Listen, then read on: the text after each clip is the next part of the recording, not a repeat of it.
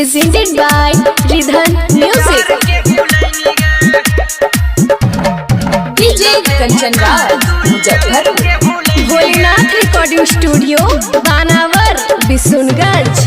हमारा से प्यार करल सब बिसरनी गे है, हमारा से प्यार करल सब बिसरनी गे।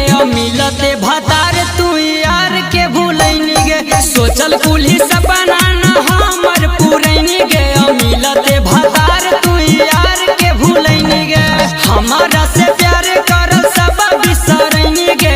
मिलते भतार तू यार के भूलनी गे।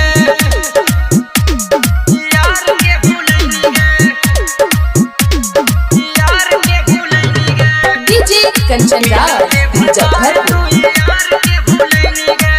मिले वहानी बधारी में, धरहानी हमके अकवारी में, धरहानी हमके अकवारी में, धरहानी हमके अकवारी में। मिले वहानी बधारी में, धरहानी हमके अकवारी में।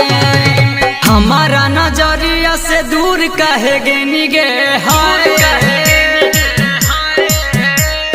हमारा नजरिया से दूर कहे गेनी गे। मिलते भतार तू यार के भूलनी गे, सोचल पुलिस सपना न हमर पूरनी गे। मिलते भतार तू यार के भूलनी गे।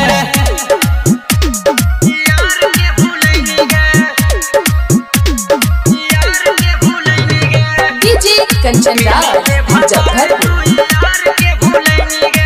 गिरिया कसम सब भूलनी गे, दोसरे से मंगिया भरवनी गे, दोसरे से मंगिया भरवनी गे, दोसरे से मंगिया भरवनी। गिरिया कसम सब भूलनी गे, दोसरे से मंगिया भरवनी गे।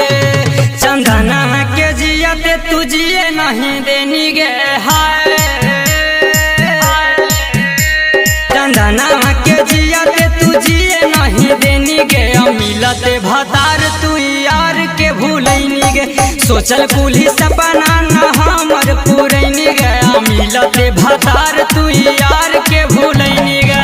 भोलेनाथ रिकॉर्डिंग स्टूडियो बानावर बिशुनगंज।